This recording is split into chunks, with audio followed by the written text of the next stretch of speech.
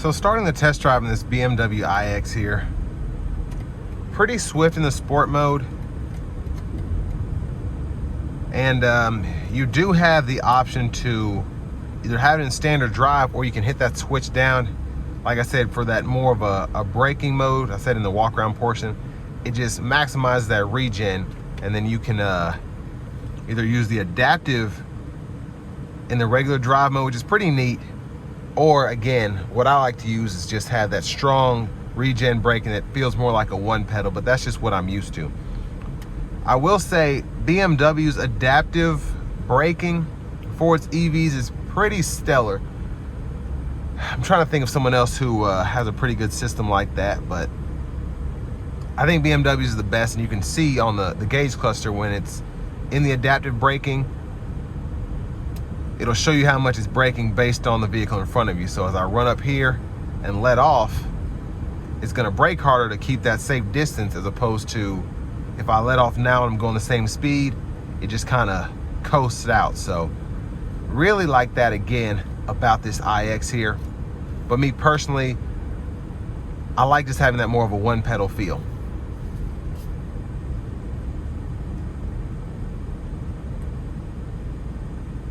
But I mean, the adaptive, I mean, it's very smart, very,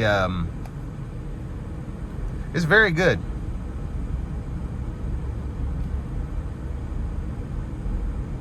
Now with this being an EV, it's very quiet in the interior. It's very swift when you give it power.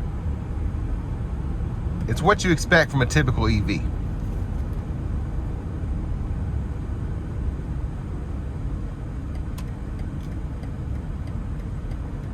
Now I'm going to slow it down, give it a quick pull here,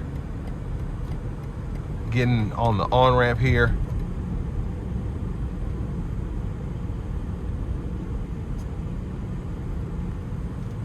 Here we go.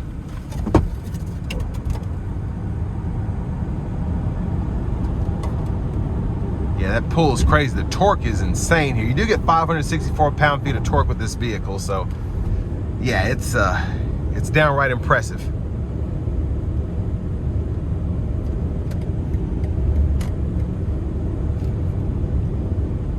Now, one thing I will say that really bugs me about the BMWs is you never know when you have adaptive cruise control or not, because it won't let you activate it while I'm, sitting here doing the walk around. So I assume this had adaptive cruise control, but it's looking like it doesn't. But a huge thanks to Auto Collections of Murfreesboro and Auto Pro Nashville for allowing me to review this iX today. I'll leave a link below in the description. If you're looking to find the best price on one of these closer to home, click that second link down below. It takes just a minute to fill out your information, and I'll make sure the local dealers are fighting to get you the best price on this or whatever new vehicle you might be interested in. Now, what I can say is doing around the speed limit here on the interstate, ride quality is fantastic for an EV.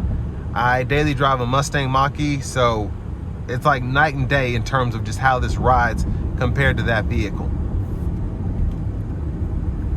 I wouldn't say it drives as well as an EQS, but I mean, it's in the top percentage, I think, in terms of best riding EV.